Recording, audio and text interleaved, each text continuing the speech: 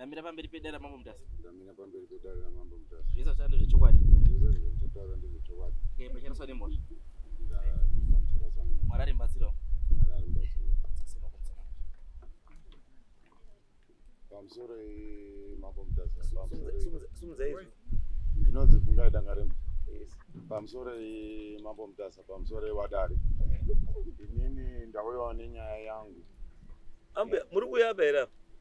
Kana muri kuyapa chitai zvepadare?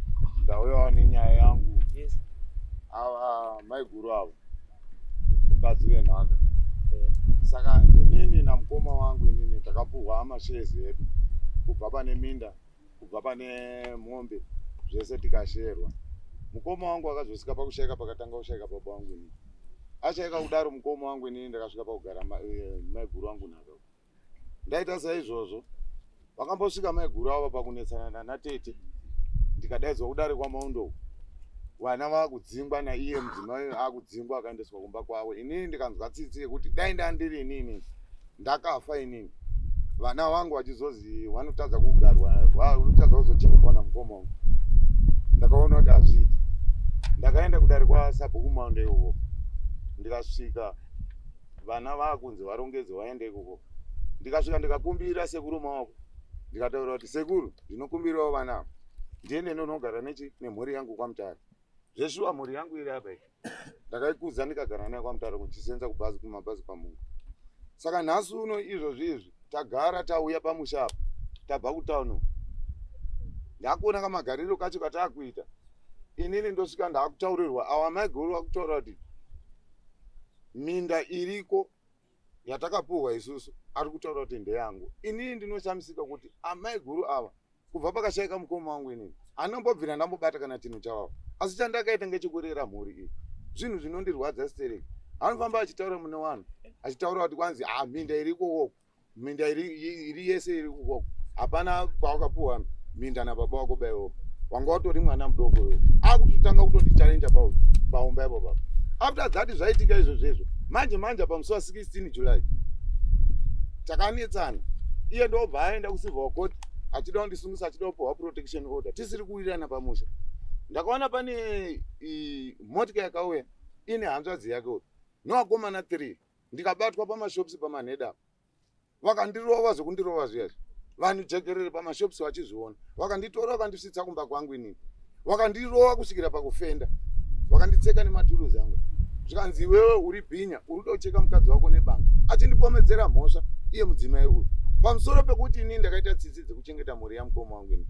Tagara paumba ipo baba akutanga kundichallenge pamusoro pezvazvo. Ndakarohwa kusvika pakufenda. Wanditirira nedumbu.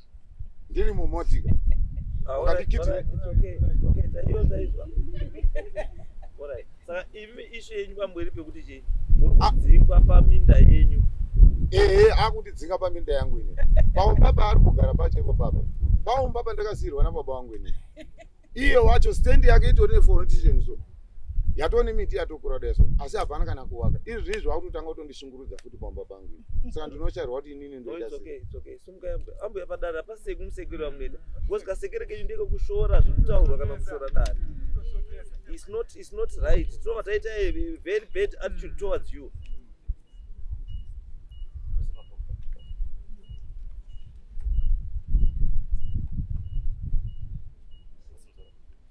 Ndamira pamberi pedera mambo mutasa. Ndamira pamberi pemadara mambo mutasa. Zvese chando zvechokwadi. Zvese chitara nezvechokwadi. Pachaswa nemhosva. Ndicharaswa nemhosva. Mwari arimbatsirawo. Mwari arimbatsirawo. Pamusoro imambo mutasa. Inini zita rangu ndinonzi Tafadzwa Mahoko pakuberekwa. Ndiri mai Dangarembwa. Mukadzi waThe Late iri mai Dangarembwa. Ndakatoshamisika ndikuti ndiri kumangarirwa pano. Nyaya iri kutaura murume uyu ngeyekunyepa. Wapedza kutengesa minda yese. Endi ndandoshamisika pano Sabhuku hapana. Nokuti nyaya yedu inoda umbo Sabhuku aripo. Nanya kutengeserwa minda yacho aripo. Kuti tinetsane nenyaya yeoninishi. Zvese kwese kwaari kutaura uko. Papepa pari kuti land dispute. Ndo nyaya yataurira panapa. Asi iyo kutaura nyaya dzekumashure uko. isusu tinoda panyaya yeland paari kuti onini minda ina mavhiri bai kutsisa kwamaoko.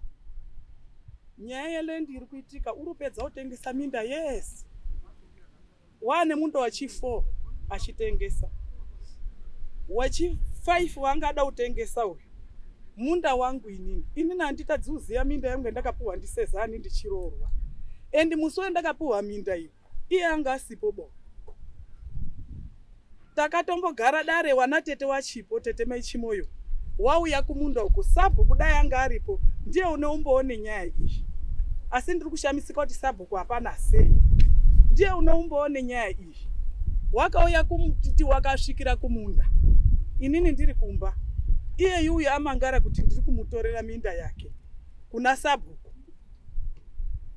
Wakauya nana mbuya Gonye natete Maichimoyo Sabhuku wakazondifonera wari kumunda kare inini ndichibva ndadzikepi kuenda kumunda kuya wachibva wataura zvawakataura inini ndikati minda yangu yandakapuhwa nababa kubva pastendi paari kutaura pane foundation kudzika kuenda koguma ndakapuhwa marozha angu ari 5 hoko yakatosiya yaiswa ndisezani wasati washaikapa pakatikatowaka toilet yakawakwa kubva pasi kusvika pasilabhu nemukororo wekwa nini wakwa kujeke wakatoshaika waizi finhai hoko yepastendi pangu yakasiya yaiswa nababa samakureya iye uyo anga asipo bo paonini pastendi ipapo papaine ovhoni 2 dzadziri paminda yangu pakagumira munda wangu kwakuine ovhoni yanga iriyo yezvidhina uku kwakatangira munda kwakuine pastendi papaine ovhoni yanga iripo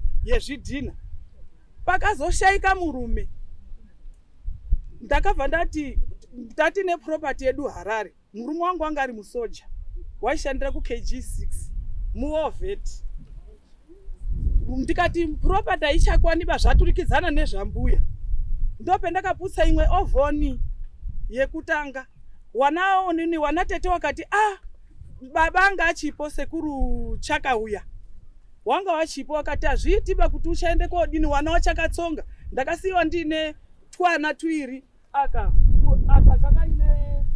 kakaine 4 years uyu anga ine gore neonini gore ne 4 months Alista nenhumbu yematwins ndopendakasiyiwa nemurume nenhumbu yematwins ndavara matwins aya pakaenda koita bopoto ndikatomboendeswa kumba kwedu wakandidzinga tikatoenda padare pamaondo samaoko babangu aripo anozviziya zvechizi wana handiwe pano bango wekuhura ngowaodhari wepaSt Joseph iyeyu uyu ndiye wakatombotanga kuuya akaramba wana achibva azouya pakazouya ana tete wakuti ibva pano ndakatodzingwa ndikaoni ndopa akazoona kuti zvaari kuita hazvina musoro ndopa akazodzoka tapadare pamaondo kochichikumbira samaoko kuti mhuri ndinodini ndaiziva ngeyangu kwabva tatorana kwakogara kutaundi taenda kogara kutaundi kuya iye wakazotitiza futi ane chinyi ane umwe mukadzi apa nguva yese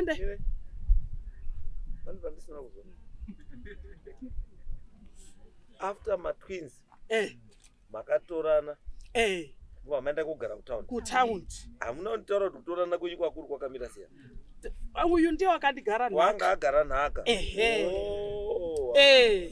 asi pakamboita kagakawa pamatwins apa inini ndakasara ndine nhumbu yematwins matwins ndaizwa kuenda kutaundi ubva azotiza kutaundi aona futi umwe mukadzi wechitu kwakuchiuya kupi kuno kumusha ini nditori kumusika ndizgowana zikazi baba atakura zvinhu zvavo adini aenda ndikati hapana chakashata ini kwausara kwakuriritira wana wangu ndaienda Joni Mozambique mabhodha ndichidarika kuriritira wana ava kuti wadini wakure ndandega kudai newana wakomana ndakafundisa ndega kusvika form 6 umwe wakafunda paZongora umwe ndakazotransfer akaenda kuTsonzo wandakazobara naye kalast born kacho kanozi Trinity Fungai rakapuwa wakapasita rakewo ngekake kwandika ndakazobara naye hana kana umbokafundisa kana kuti kudini ndakafundisa ndega wana wacho waakabara nemukadzi wake uyu waakazutiza kubva kutaundi echizouya kuno kumusha.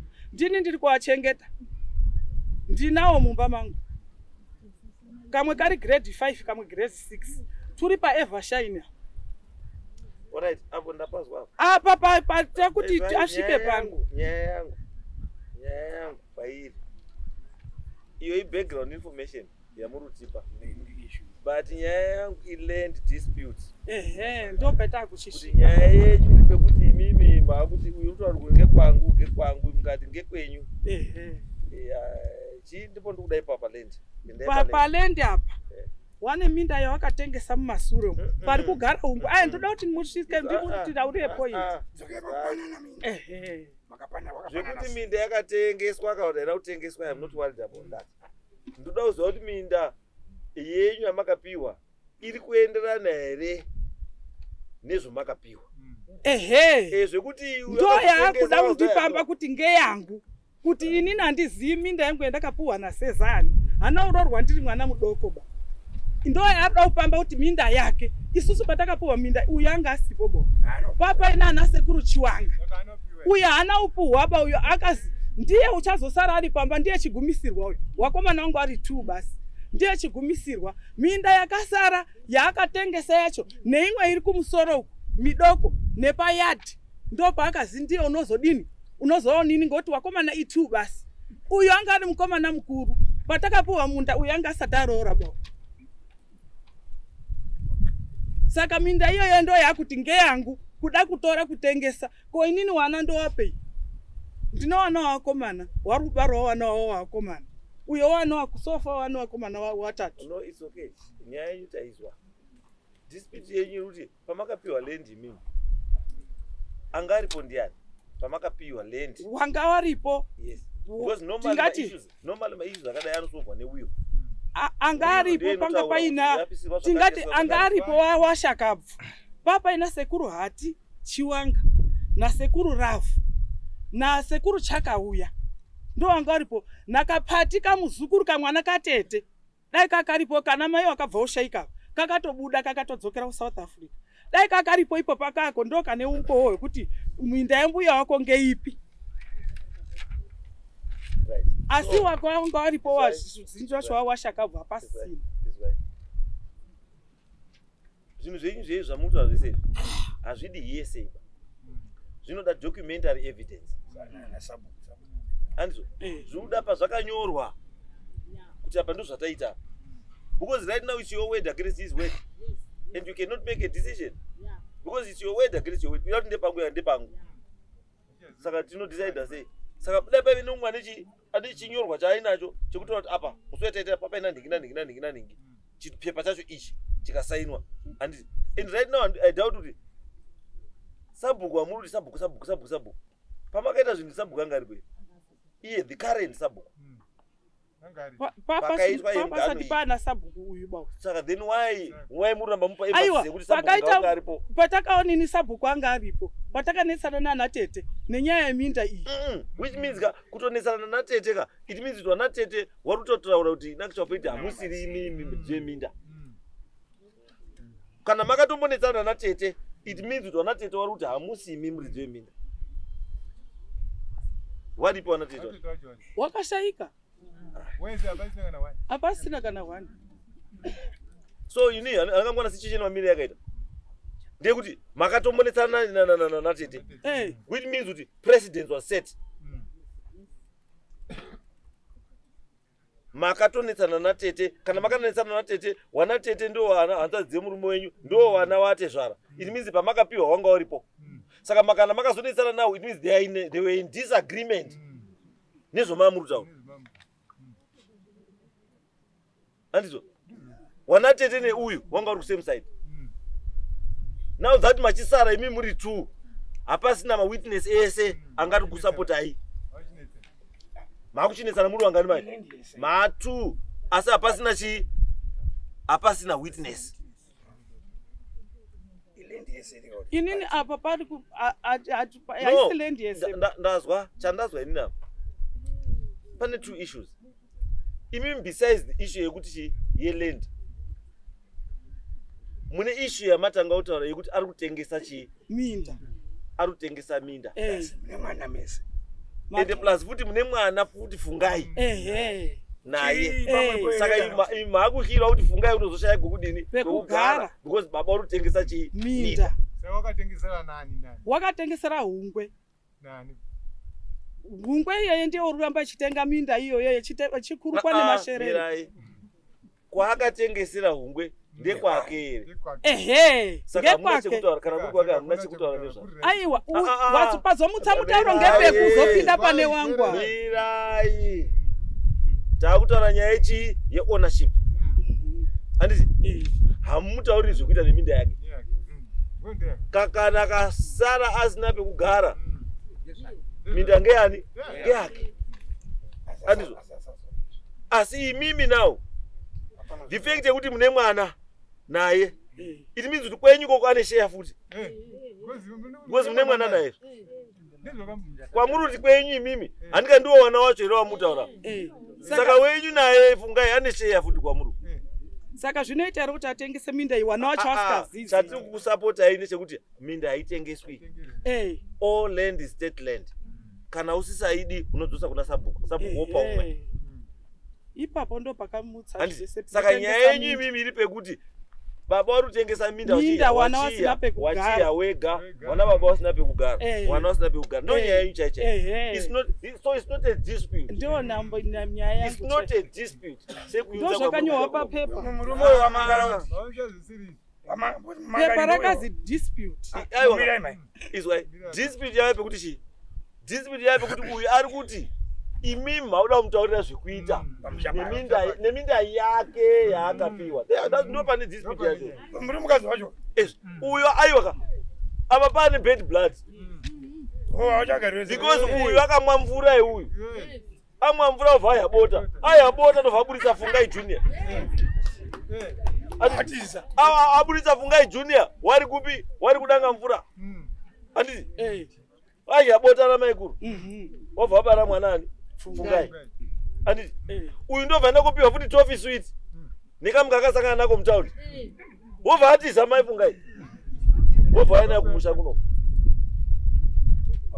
urikona mai fungai wabva asara achitatarika newana iye angu yakatofi nechi nekamwe kuno kumusha kuno saka pane bad blood rekuti wakandidini wakandishandisa wakaiya poriji rangu obva watazogeza masipunu ipo papo basi ndo kune nyaya yese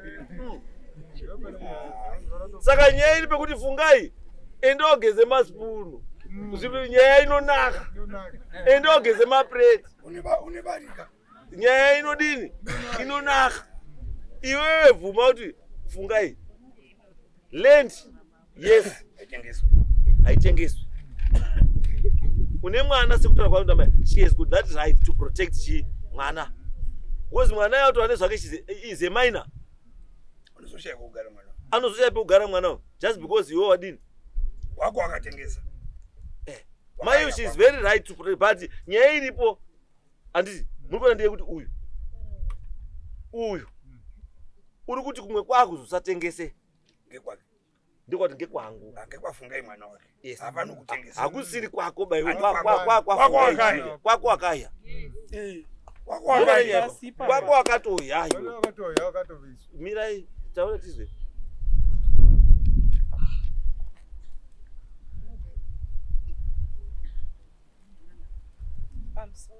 yes yes zita rangu rokuberekwa ndinonzi Advela Dangarembwa. yes Ndini first born yaRuben Dangarembwa the late mwana wamukoma warutaurwa pakukura kwedu kwese takakura zvakanaka tichigara nawo wari sababa tichiziva kuti ndi baba zvese zvavari kutoswera vachitaura kuti wakazondisiya wakazodai wabvunze kuti rini wanawa pazongotengeswa munda wekupeisi munda uri utaudza ndopo watanga utongoparadzana baba wakungobuda mumba nekuti wane mari isusu zvakatotishamisa kuti muruti murunetsana muruti mukuru kurwiwa mama watofona pakati pausiku uyu otorekodha call background baba wachipopota ndikati inga ndakabva kumusha wandichibva kurufu kwaBamyinbig inga takabva kumusha vanhu muri pamwe pomuri kugarisana zvekuti vanhu vakarambana havana kurambana asi kuti baba pawakaona pawakabata mari wakatirega ndibude nemari isusu tisazouya nababa kuti baba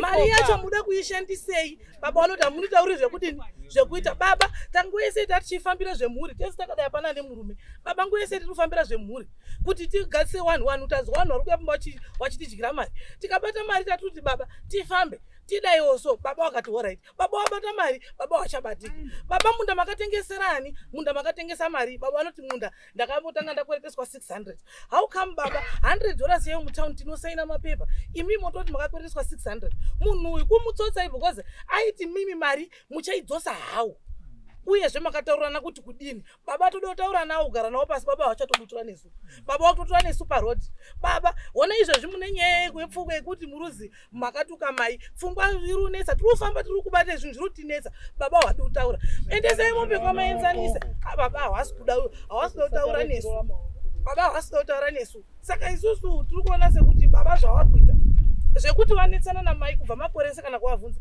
hatipindiri baba tinovachengetesa zvazviri baba tinovachengeta sezvazviri hatipindiri nyaya dzavo dzekuti hanzi ani asi nyaya yekuti baba kana vabata mari yavo havachabatikirwa tisisiri pamwepo hapana kunetsana kwavanenge vabvunza kuti munhu akatengeswa rini baba wakabuda rini mumba macho mumba mevanogara vari tuwa baba makabuda rini right mabvunza musoro wendandiri kutodawo amai ava vakandiramba hatisisiri tese vakanditaura vakandizwa bambo izwa mbuya makaramba munhu iro muna Juni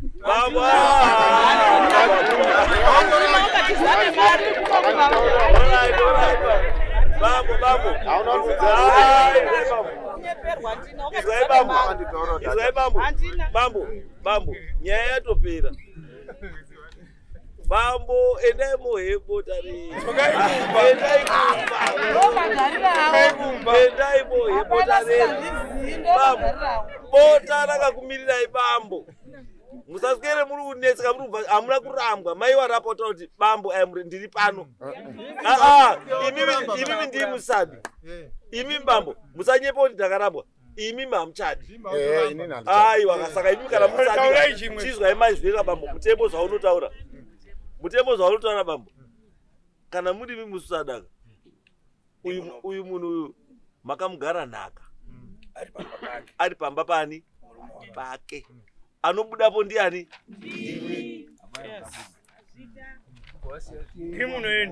saka zviri kwamuri ende chimwe chandisadi kuzwa bambo tava ndatodaidza sabhuku maondo acho minda haidini haitengeswi ende kana muda kuita zvokutengesa munda izvozvi zvakasiyiwa wenhaka minda yemuti wane zvaendedzinza pamakapiwa nababa wenyu hamuna kupiwa kuzi mutengese ba makapiwa kuti muzoite pass on kuwazukuru wababa wenyu wachidzika wachidini waine pekudii pekugara zvino izvizvo wanayo vari kubarwa wese wanogarepi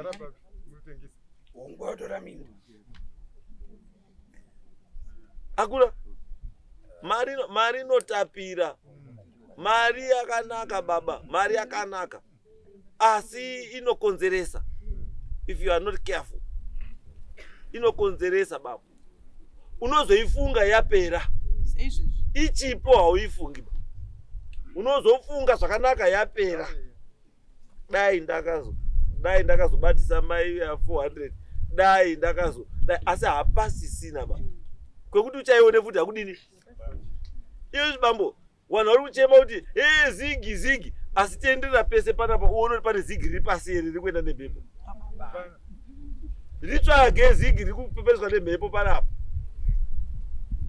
ariko ba zviro zvakaoma bambo munhu wese zvakaoma mari haisi yekuti kana kashoma kawaona kopfuura ba ngatisakangani kwatakadii kwatakabva endai bambo monyatso kufunga zvakadii zvakanaka siyanai nekutengesa chii minda mune wana asi chandikuda hangu kuti ndizozwisise inini ndakungotuma timu yangu yete inspection kuti inoone sabhuku aripo wachiragidzwa mamiriro akaita minda so that tiyase kuita information yakadii yakakwana because izvozvi right now it's your word against this word yes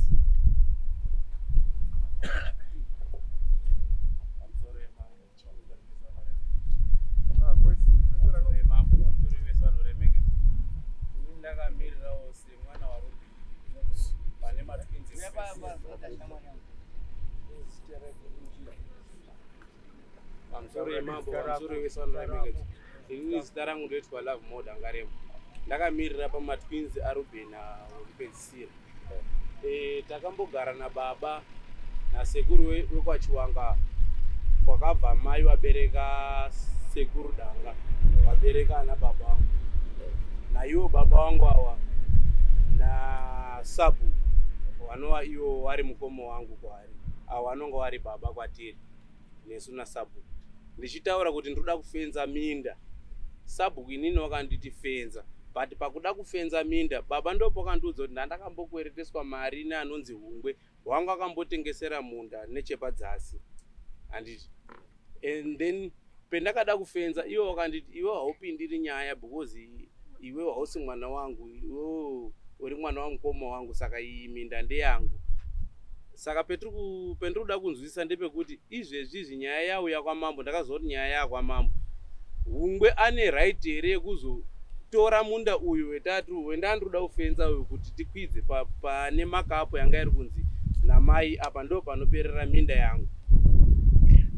Ndosaka ndati izvozvi ndakutuma vakomana vari kuya paground waite inspection handiti in local wobva wasiya wademarketa kuti apa kubva apa kusvika apa musabate kusvikira nyaya yaita sei yapera. Zvavachauya nazvo ripoti yavo ndiyo tichaongorora toona kuti way forward takuita sei asi for now Hungwe haasi kufenza chinhu haasi kuita sechinhu kusvikira vakomana waita sei wauya. Saka by end of week vanenge wadi vanenge wauya toona chaizvo zviripo iye Sabhuku aripi Danga Rembo Sabhuku hatitoziva but iwo sekutaura vanga vakati vanenge varipo saka uri zuro chaiye tatitoritese kuchechi ndikatomutaurira saka ndiwo vanhu vatei tichida kuti vanga varipo iwawa because vanotipa a fair assessment because iwo Sabhuku vanga vakanditi akanochida kufenza ndepenyu pamunda ndepenyu ndosanotaura kuti aifanira vanga ari pano achizvitaura papi pano toshiona kuti toshi vanhu havakuenda usvika uchinotarisa kuti zvakamira sei zvakamira because panoda kuti nemanext doka ari uku neuku ndiwo vanhu vanotaura kuziva kuti pakamira sei pakamira sei vanoziva havatadzi kuziva. Saka no enda yenyu vakomana ita by end of week day arrangement dzikai kuinspection logo